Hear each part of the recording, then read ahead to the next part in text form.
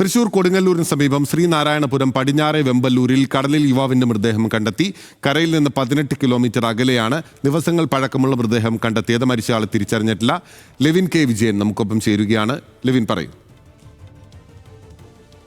ാണ് കൊടുങ്ങല്ലൂർ ശ്രീനാരായണപുരത്ത് ഇത്തരത്തിൽ മൃതദേഹം കണ്ടെത്തുന്നത്.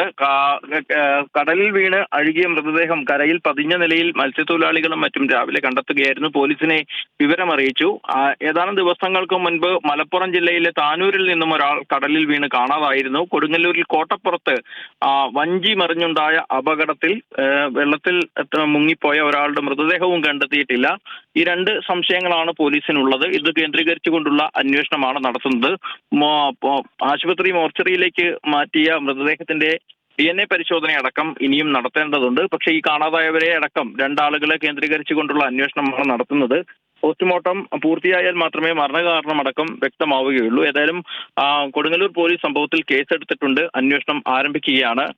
ഇന്ന് രാവിലെയാണ് ഇത്തരത്തിൽ മൃതദേഹം ഏറിയാട് കടപ്പുറത്ത് കണ്ടെത്തുന്നത്. ബിനിൽ, ശരി, വ്യക്തമാണ്. ലെവിനാണ് വിവരങ്ങൾ നൽകിയത്.